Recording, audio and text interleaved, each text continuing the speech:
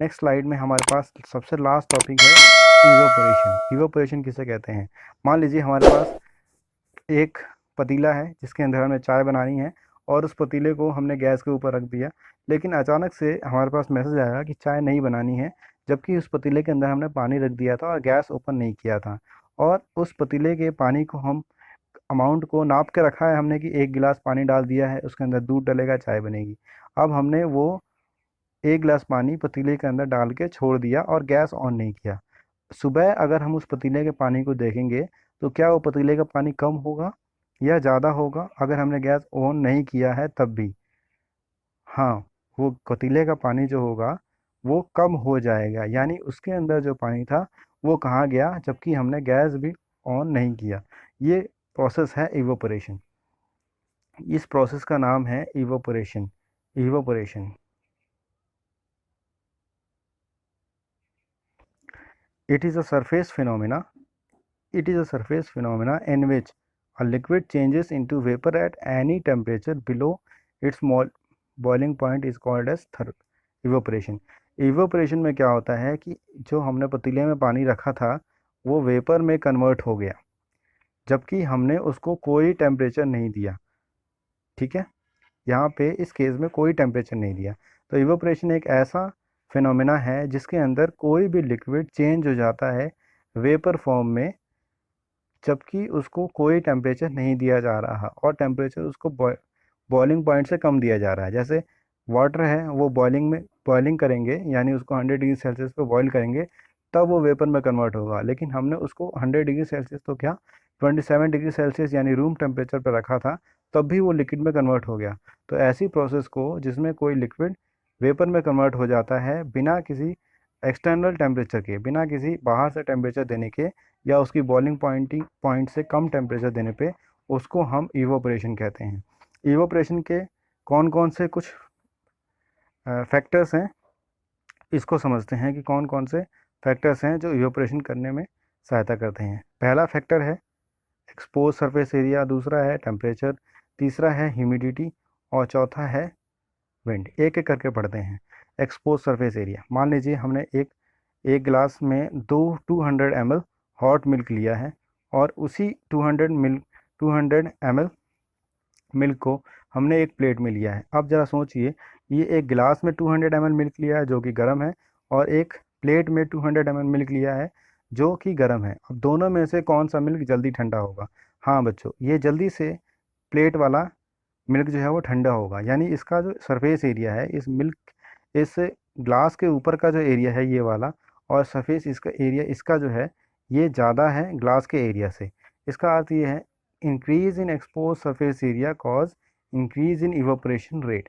अगर ग्लास के अंदर जो मिल्क रखा है वो जल्दी से ठंडा नहीं होगा और जो प्लेट का मिल्क रखा है वो जल्दी से ठंडा होगा, क्योंकि ग्लास के ऊपर के एरिया से इस प्लेट के ऊपर का एरिया ज़्यादा है जो कि सराउंडिंग से मैच कर रहा है। नेक्स्ट स्लाइड की तरफ जाते हैं। नेक्स्ट स्लाइड में टेम्परेचर। टेम्परेचर क्या करता है? अब हमने सेम कंडीशन ली है, एक ग्लास में हमने 200 ml पानी ले लिया है और दूसरे ग्लास में भी 200 ml पानी ले गया। पहले ग्लास को हमने एक डार्क रूम में रख दिया है, दूसरे ग्लास को हमने सनलाइट में रख दिया है। अब यहाँ पे हम देखते हैं कि ये ग्लास का पानी जो है कब जल्दी इवेपोरेट होगा, यानी वेपर में कन्वर्ट हो जाएगा। तो हम देखेंगे कि जो डार्क रूम में रखा है ये पानी काफ़ी समय लेगा वेपर में कन्वर्ट होने में, जबकि सनलाइट में जो रखा है यानी इसको टेम्परेचर दे मिलने के कारण से, सराउंडिंग से टेम्परेचर मिलने के कारण से ये जल्दी से वेपर में कन्वर्ट हो जाएगा। इसका मतलब ये है कि इंक्रीज इन टेम्परेचर, टेम्परेचर जैसे जैसे बढ़ेगा cause increase in evaporation rate, temperature जैसे जैसे बढ़ेगा वैसे ही वैसे इवोपरेशन रेट में भी बढ़ोतरी होगी। अब ह्यूमिडिटी की बात करते हैं। ह्यूमिडिटी का मतलब होता है amount of water in air, पानी की मात्रा, पानी की मात्रा एयर के अंदर कितनी है, इसको हम ह्यूमिडिटी कहते हैं। लेट अस सपोज हमारे पास ये क्लोथ है, इसको हमने बाहर छत पे सूखने के लिए डाल दिया है, और ये हमने क्लोथ है इसको बाहर छत पे सूखने के लिए डाल दिया है। ये जो क्लोथ है समर डेज में सुखाई जा रही है। Wet cloth kept in summer days such as June और जुलाई का महीना है जिसमें कपड़ा सुखाया जा रहा है। इधर राइट हैंड साइड पे जो क्लोथ है इसको हम सितंबर अक्टूबर यानी रेनी सीजन में, रेनी टाइम में इसको हमने डाल रखा है। अब सोचिए कि कौन से कपड़ा जल्दी सूखेगा, रेनी वाला, ये रेनी सीजन वाला या फिर समर सीजन वाला? हाँ, ये रेनी सीजन वाला जो है वो लेट में सूखेगा। इसका अर्थ ये है कि increase in humidity cause decrease in evaporation. इसका मतलब ये है कि अगर पानी की मात्रा हवा के अंदर ज़्यादा होगी जो कि रेनी सीजन में होगा, वो इवापोरेशन को कम कर देगा। नेक्स्ट स्लाइड की तरफ जाते हैं। नेक्स्ट स्लाइड है हमारे पास wind moving air. Wind wind का क्या फैक्टर होता है? Moving air is called wind. अगर हवा चल रही होती है उसको हम विंड कहते हैं। Cloth kept in windy day of summer, cloth kept in non windy day of summer. एक अब ये कंडीशन है कि दोनों ही क्लोथ्स समर में रखे गए हैं। यहाँ पे विंड चल रही है और यहाँ पे विंड नहीं चल रही है। तो हम देखेंगे कि जहाँ पे विंड चल रही है समर में, वहाँ पे क्लोथ, ये वाला क्लोथ जल्दी सूख जाएगा और ये वाला क्लोथ जल्दी नहीं सूखेगा। ये क्यों होता है? क्योंकि हवा जब चल रही होती है तो इवेपोरेशन यानी कपड़े सूखने की जो दर है वो बढ़ जाती है। तो increase in wind speed cause to increase in evaporation rate.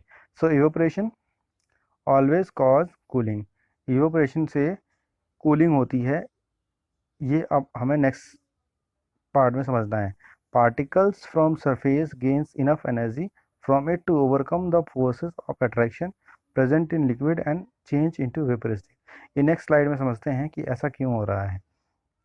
अब यहाँ पे ध्यान से देखिए, ये हमारे पास एक फ्राइंग पैन है जिसके अंदर स्प्रिंकल, फ्राइंग पैन है, ये फ्राई हो रहा था, गर्म हो रहा था। हमने पानी के थोड़े से छींटे इसके ऊपर डाल दिए और इन ये छींटे जब डाले हमने तो हमारे पास particles on the lower surface of pen, lower surface of pen यानी उसके सरफेस के नीचे जो पार्टिकल्स घिर गए हैं पानी के, वो हैं particles on the upper surface of pan. अब यहाँ पे देखेंगे कि जो लोअर सरफेस के जो पार्टिकल्स हैं उन वो हीट हुए।